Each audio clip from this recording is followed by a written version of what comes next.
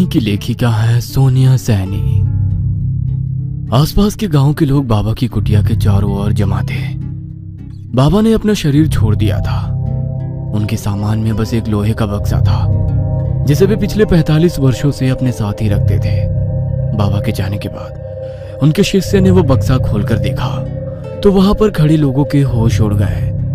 बक्से में एक खोपड़ी रखी हुई थी जो ना तो किसी इंसान की लग रही थी ना ही किसी जानवर की। उस खोपड़ी का जबड़ा किसी भेड़िए जैसा था और पीछे का कपाल इंसान जैसा।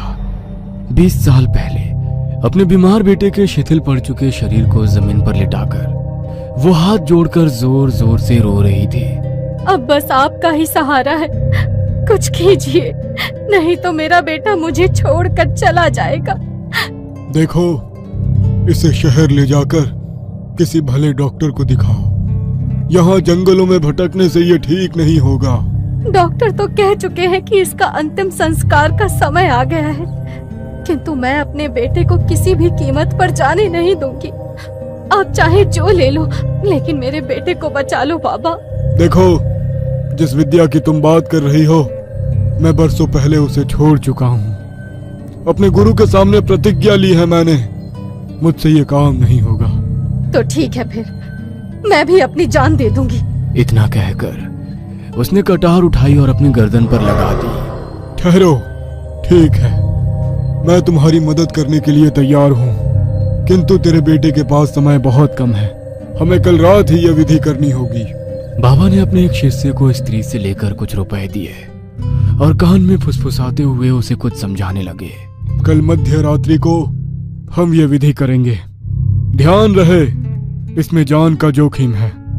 जीवन मिल भी सकता है और जा भी सकता है। मैं तैयार हूँ बाबा। अगले दिन पूर्णमासी की रात थी। आसमान में पूरा चांद चमक रहा था। बाबा ने घने जंगल के बीचों बीच भारी भरकम पेड़ से एक खूंखार भेड़िया बांध रखा था। कुछ देर पहले ही भेड़िए को होश आया था और तब से वो अपने जबड़े को खोल भयानक आवाज में गुर्रा रहा था। पास ही में एक 17 साल का लड़का बेहोशी की अवस्था में पड़ा हुआ था। जमीन पर तंत्र साधना का सामान फैला हुआ था। बाबा की दूसरी ओर लड़के की माँ बैठी सिसक रही थी। आज पूर्णमासी की रात है। आज के दिन भेड़ियों की शक्ति बहुत अधिक होती है, इसलिए हमारे तंत्र शास्त्र में आज के दिन कोई विधि नहीं की जाती। लेकिन अगर आज कुछ नहीं किया तो तेरे बेटे के प्राण निकल जाएंगे, इसलिए मुझे अपने नियमों के विरुद्ध जाकर ये विधि करनी होगी। इसके बाद बाबा मंत्र पढ़ना शुरू कर देते हैं। रात के ठीक 12 बजे बाबा ने भेड़िए के गले पर चाकू से वार किया। भेड़िया भयानक डरावनी आवाज में चिल्लाया।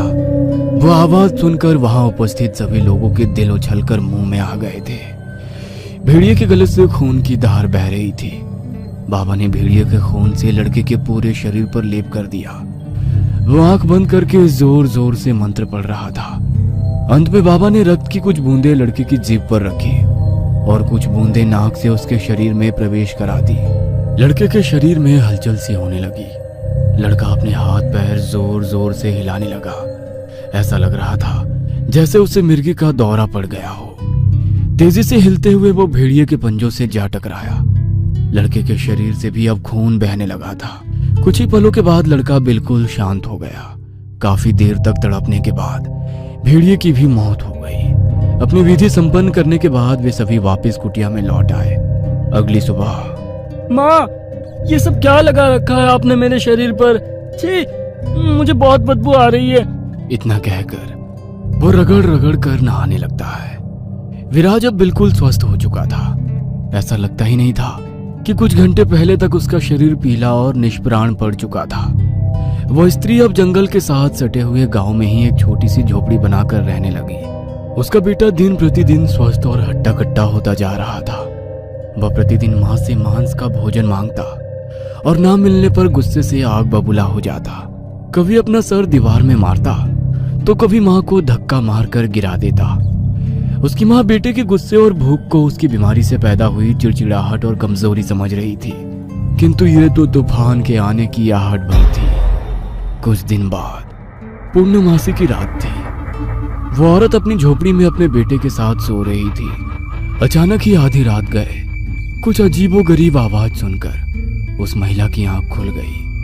विराज दर्द से कराह रहा था। देखते ही देखते वह दर्द से छटपटाने लगा और चीखते हुए दीवारों में सर मारने लगा।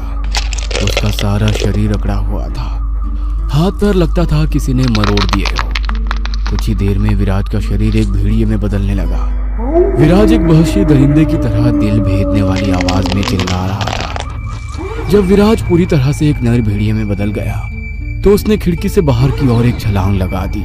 हे भगवान, ये क्या हो गया मेरे बेटे को? मुझे अभी भी अपनी आंखों पर भरोसा नहीं हो रहा है। अगर मैंने किसी को भी ये बात बताई तो वे लोग मेरे बेटे को मार डालेंगे। अब मैं क्या करूं? विराज को जोरों की भूख लगी थी। मांस की गंध सूंघते हुए वो कुछ दूरी पर घर के बाहर सो रहे कुत्ते पर झपट पड़ा। विराज ने अपने बड़े बड़े नाखूनों से कुत्ते के शरीर के टुकड़े टुकड़े कर दिए और बड़े शौक से उसे चबा चबा कर खाने लगा। कुछ देर बाद वो चबा हुआ मांस अपने मुंह में दबाकर अपने घर लौट आया। अगली सुबह विराज के पूरे घर से मांस की दुर्गंध आ रही थी। घर के आंगन से लेकर कमरे तक हर तरफ खून और मांस के टुकड़े बिखरे हुए थे, जिन पर असंख्य मक्खियां भिनभिना रही थी।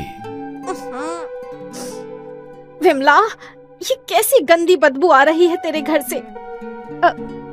लगता है बिल्ली ने कोई खरगोश मार दिया है।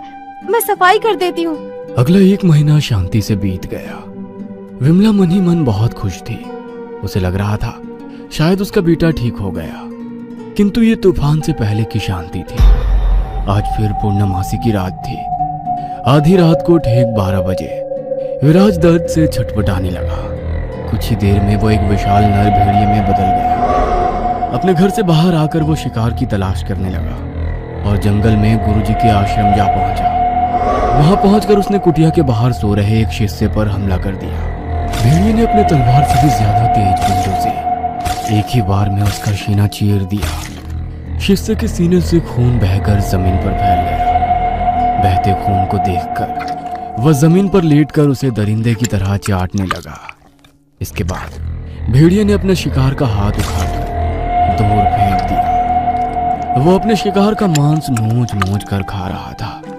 भेड़िए की आवाज सुनकर आश्रम में सो रहे दूसरे शिष्य की नींद टूट गई। वो बाहर निकला तो उसने एक विशाल नर भेड़िए को मांस नोचता देखा।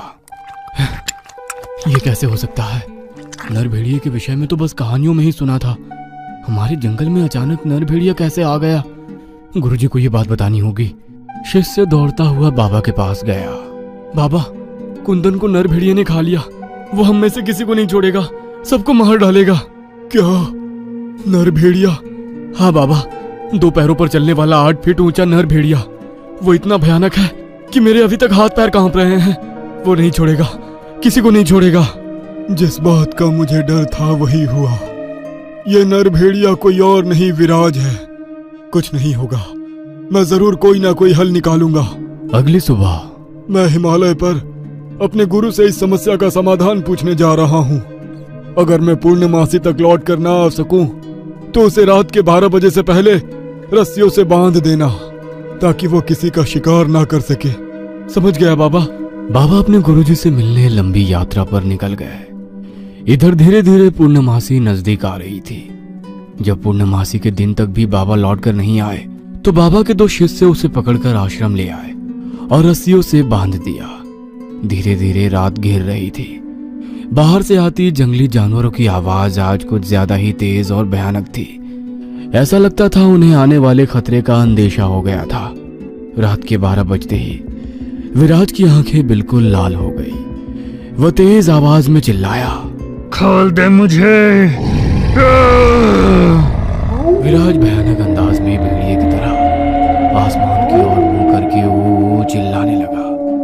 उसके नाखून काले और चाकू की तरह लंबे और नुकीले हो गए थे। उसके शरीर पर बड़े बड़े बाल आने लगे। मुंह भी भयानक रूप में बदलने लगा। एक झटके में उसने अपने शरीर पर बंधी रस्सियों को झटक कर खोल दिया। आंखों में दरिंदगी भरकर वह एक शिष्य की ओर लपक गया। विराज की भयंकर वो के सामने शिष्य की चीखें घूट कर रह गई थी। अपने धारदार नाखूनों से उसने शिष्य के शरीर के टुकड़े टुकड़े कर दिए। अपने बड़े भयानक जबड़े से उसने उस पर चपर चपर करते हुए मांस खाना शुरू कर दिया। विराज के जबड़े से खून टपक रहा था और शरीर खून से लथपथ हो गया था। विराज ने गर्दन घुमाकर दूसरे शिष्य की ओर देखा। यह विभत्स्य दृश्य देखकर वह जड़ होकर एक कोने में खड़ा हुआ था। विराज ने दूसरे शिष्य की ओर छलांग लगाई। तभी शिष्य ने अपनी कमर में छिपाया हुआ चाकू बाहर निकाल लिया। शिष्य विराज पर चाकू से हमला करने ही वाला था कि तभी उसकी मां विमला बीच में आ गई और उसने शिष्य को दूर धक्का दे दिया। चाहे जो हो जाए, मैं अपने बेटे को नहीं मारने दूंगी। इससे पहले कि विमला संभल पाती, विराज ने विमला पर भी हमला कर दिया। विराज के एक जोरदार पंजे के हमले से विमला दूर जा गिरी। उसका सर एक भारी पत्थर से टकराया और उसी पल उसकी मौत हो गई। विराज के ऊपर आज खून सवार था। हर शिकार के बाद उसकी हैवानियत बढ़ती ही जा रही थी। अपनी मां को मारने के बाद वो फिर से शिष्य की ओर बढ़ा। इससे पहले कि वो उसको भी नोच कर खा जाता, पीछे से बाबा ने आकर एक अभिमंत्रित तलवार से उसके ऊपर वार कर दिया। भेड़िए के शरीर से खून बहने लगा। शिष्य को छोड़कर गुर्राते हुए वो बाबा की ओर झपट पड़ा। सही समय पर बाबा अपनी जगह से हट गए, लेकिन तब भी भेड़िए का नुकीला पंजा उनके पैरों में धंस गया था। भेड़िया फिर से 2 कदम पीछे हटा और उसने बाबा पर छलांग लगा दी, लेकिन इस बार बाबा ने कोई चूक ना करते हुए तलवार ठीक उसके दिल में घोंप दी। भेड़िया चिंगारता हुआ जमीन पर गिर गया। बाबा ने आव देखा ना था, झट से एक के बाद उसके सीने पर कई वार कर दिए और उसकी गर्दन धड़ से अलग कर दी। नर भेड़िए का अंत हो चुका था। बाबा को भी समझ आ गया था कि उनके गुरुजी ने क्यों उन्हें यह विद्या उपयोग ना करने का प्रण दिलवाया था। अपनी गलती को जीवन भर याद रखने के लिए उन्होंने इस नर भेड़िए का सर बक्से में बंद करके अपने पास रख लिया। बाबा अपना आश्रम छोड़कर हिमालय में बस गए और तभी से उनका बंद बक्सा एक राज बना हुआ था। वो राज आज 45 वर्षों बाद खुल गया था।